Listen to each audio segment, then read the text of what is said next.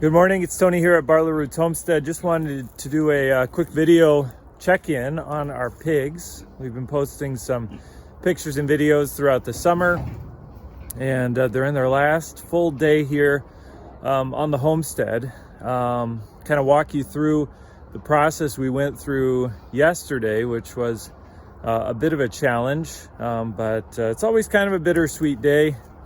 We do love having pigs on the homestead. But are also looking forward to the product we'll get out of them, and for a few less chores as well, of course. And so let's just take a look. This is the system I built to get our pigs into the trailer, and we had trouble with this last year. So last year we had 5 pigs just like we have this year, and we went to load the trailer on the day we were going to take them, and the pigs had gotten quite used to the trailer. We were feeding them in the trailer for several days, but on that final day, 2 pigs kind of got smart to the whole plan, and they just refused to go on the trailer. If you know anything about pigs, once they kind of make their mind up, or once they kind of know what you're trying to do,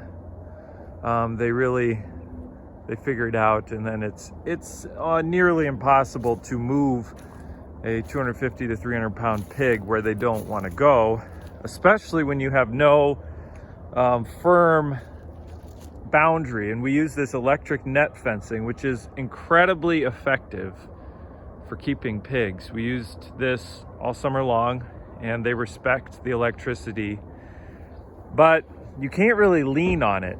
You know, you can't really force a pig into it and get them to walk along it into the trailer or into a funnel or anything like that. And so this year, borrowed a trailer from a friend again, which is awesome, not to have to buy it.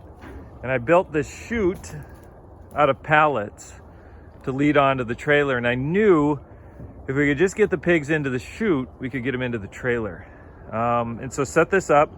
Originally, I made a mistake, I think, and I had the electric net fencing just into the inside edge here. And what happened is they kept going in there and then trying to turn around and getting shocked.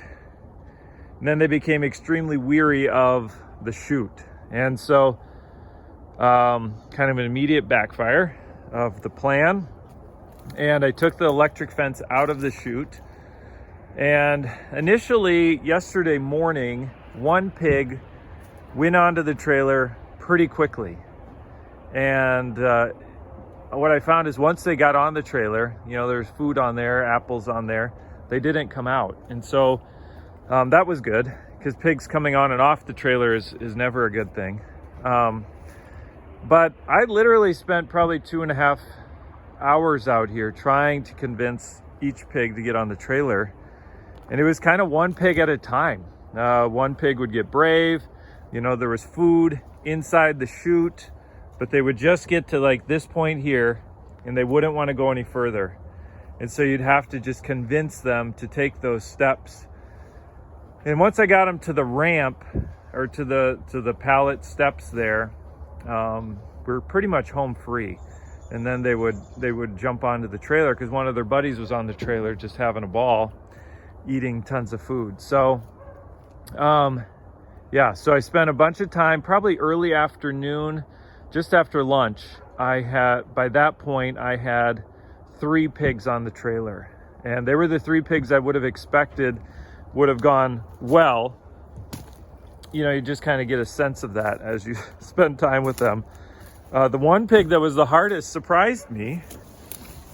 It was the black and white spot there. He's our only male pig. And then the white pig, you can see how big these pigs are. These are our 2 biggest here. I think they're probably going to be 300 pounds live weight. And then you see the back there, we've got,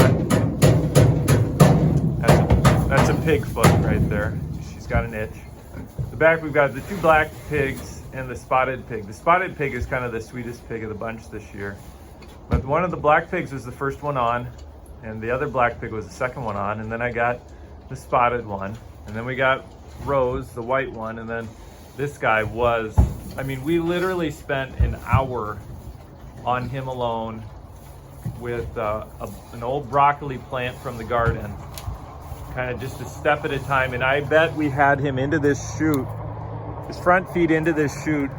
I'll bet we had that probably 40 times, and he would just back out and run to the other side of the pen, have to walk over and lead him a step at a time. I'm sorry we don't have video of that process, but it, you know, it's not the easiest thing to film, and it is a little stressful. That is one thing I learned last year, is that the pigs do, they recognize stress, and they know when you are stressed and they don't like it, which, I mean, it seems crazy to say that, but it's absolutely true. They get it, they recognize it.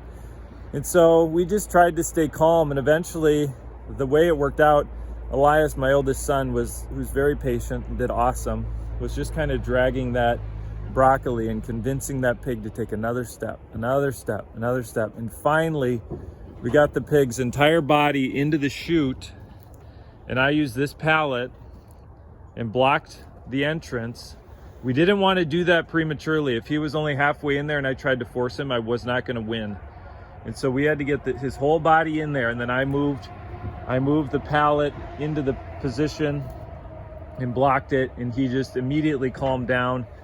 And then I used this board just to kind of get him turned around, and he walked right onto the trailer. And that's what I witnessed at the butcher last year. You know, they have to get the pigs through a chute as well, off the trailer, and they just patiently use these boards and kind of block the pig's way, and they can eventually convince them where to go. So that was the story of that. I did it a whole day early, so they will spend a full day on the trailer today, which is totally fine.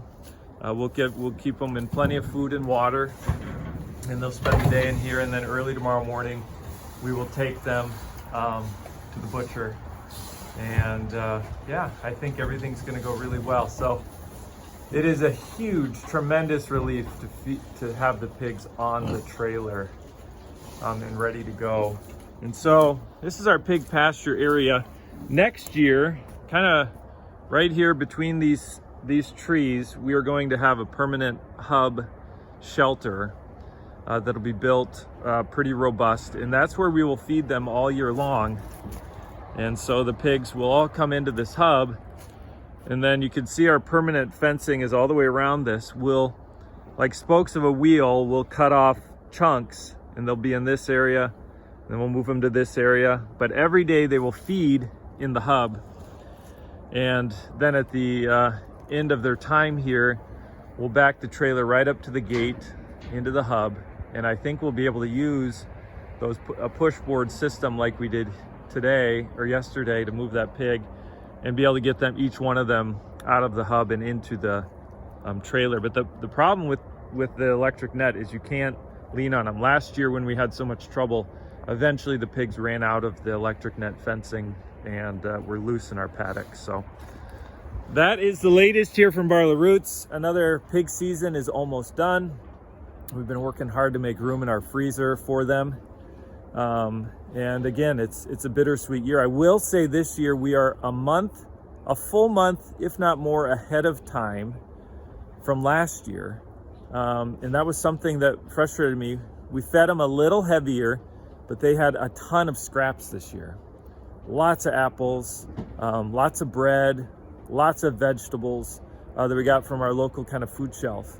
And that worked awesome. And the pigs are going to the butcher a month before they did last year, and they're bigger than they were last year too. So big eye-opening experience there, and really happy with how that all turned out. So tomorrow they go, and we will put things to bed for the pigs for the year and look forward to next spring. Thanks for watching this video here at Barlow Roots Homestead, and we will see you on the next video.